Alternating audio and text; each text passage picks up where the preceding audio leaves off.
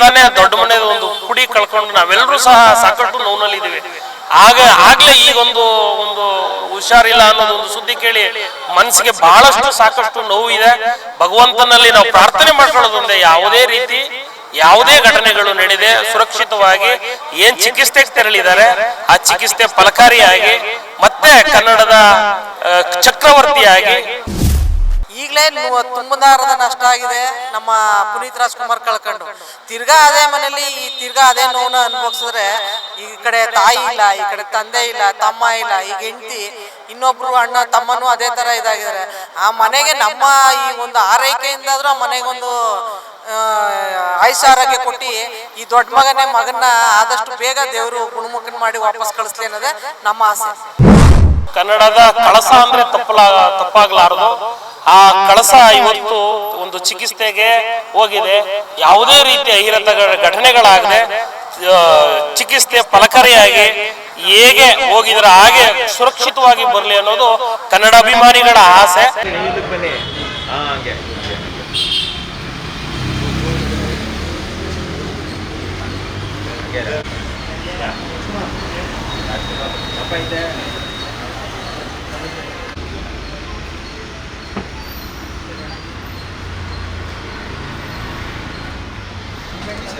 ಹೋಗ್ತೀರಾ ಹೋಗ್ತೀರಾ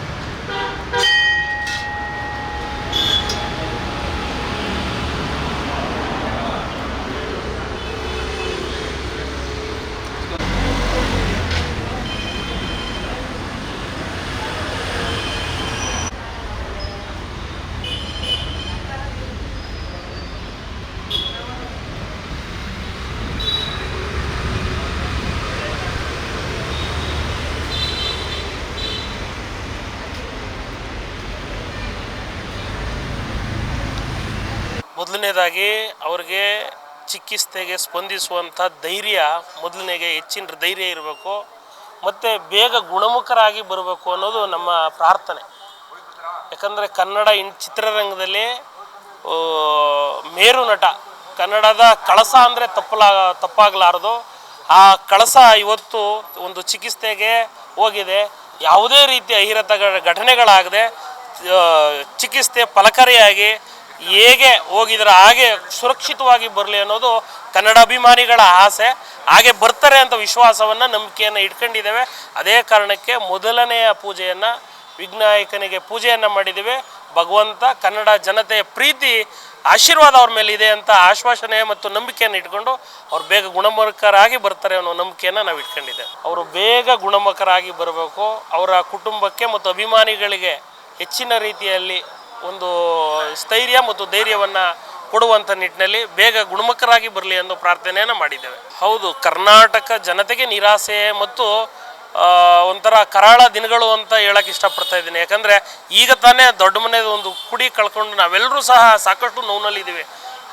ಆಗಲೇ ಈಗೊಂದು ಹುಷಾರಿಲ್ಲ ಅನ್ನೋದೊಂದು ಸುದ್ದಿ ಕೇಳಿ ಮನಸ್ಸಿಗೆ ಭಾಳಷ್ಟು ಸಾಕಷ್ಟು ನೋವು ಇದೆ.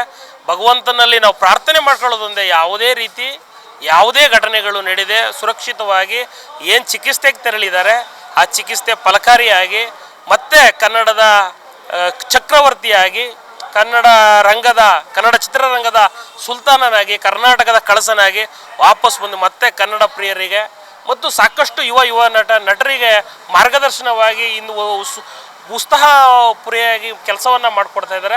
ಅವ್ರಿಗೆ ಇನ್ನೂ ಅದೇ ರೀತಿ ಬಂದು ಇನ್ನೂ ಹೆಚ್ಚಿನ ಕನ್ನಡ ಚಿತ್ರರಂಗವನ್ನು ಏಳಿಗೆ ಇನ್ನೂ ದೊಡ್ಡ ಮಟ್ಟದಲ್ಲಿ ತಗೋಗ್ಲಿ ಅನ್ನೋದು ನಮ್ಮ ಆಶಯ. ಈಗ ನಾವು ಆ ದೊಡ್ಡ ಮಗನಿಗೆ ಇಡೀ ದೇಶಾದ್ಯಂತ ರಾಜ್ಯಾದ್ಯಂತ ಯಾತಕ್ಕೋಸ್ಕರ ನಾವು ದೇವ್ರ ಮೊರೆ ಹೋಗಿದ್ದೀವಿ ಅಂದರೆ, ಈಗಲೇ ತುಂಬಲಾರದ ನಷ್ಟ ಆಗಿದೆ ನಮ್ಮ ಪುನೀತ್ ರಾಜ್ಕುಮಾರ್ ಕಳ್ಕೊಂಡು. ತಿರ್ಗಾ ಅದೇ ಮನೇಲಿ ತಿರ್ಗಾ ಅದೇ ನೋವನ್ನ ಅನುಭವಿಸಿದ್ರೆ, ಈ ಕಡೆ ತಾಯಿ ಇಲ್ಲ, ಈ ಕಡೆ ತಂದೆ ಇಲ್ಲ, ತಮ್ಮ ಇಲ್ಲ, ಈಗ ಹೆಂಡ್ತಿ, ಇನ್ನೊಬ್ಬರು ಅಣ್ಣ ತಮ್ಮನೂ ಅದೇ ಥರ ಇದಾಗಿದ್ದಾರೆ. ಆ ಮನೆಗೆ ನಮ್ಮ ಈ ಒಂದು ಆರೈಕೆಯಿಂದಾದರೂ ಆ ಮನೆಗೊಂದು ಆಯುಷ್ಯ ಕೊಟ್ಟು ಈ ದೊಡ್ಡ ಮಗನ ಆದಷ್ಟು ಬೇಗ ದೇವರು ಗುಣಮುಖನ ಮಾಡಿ ವಾಪಸ್ ಕಳಿಸ್ಲಿ ಅನ್ನೋದೇ ನಮ್ಮ ಆಸೆ. ಪೂಜೆ ಮಾಡಿಸಿ, ವಿಶೇಷ ಪೂಜೆ ಮಾಡಿ, ಪ್ರಾರ್ಥನೆ ಮಾಡಿ, ನಮ್ಮ ಪೂಜೆ ನಮ್ಮ ಕನ್ನಡಾಂಬೆ ರಕ್ಷಣಾ ವೇದಿಕೆಯ ಪದಾಧಿಕಾರಿಗಳು ಅಧ್ಯಕ್ಷರದ್ದು ಅಲ್ಲದೆ ರಾಜ್ಯಾದ್ಯಂತ, ಜಿಲ್ಲೆಯಾದ್ಯಂತ, ತಾಲೂಕಾದ್ಯಂತ ಎಲ್ಲರ ಮನೆಯಲ್ಲೂ ಮಾತಾಗಿರೋ ಡಾಕ್ಟರ್ ರಾಜ್ಕುಮಾರ್ ಮಗ, ದೊಡ್ಡ ಮಗ, ಆ ಮನೇಲಿ ಇರಲಿ ಅನ್ನೋದೇ ನಮ್ಮ ಆಸೆ.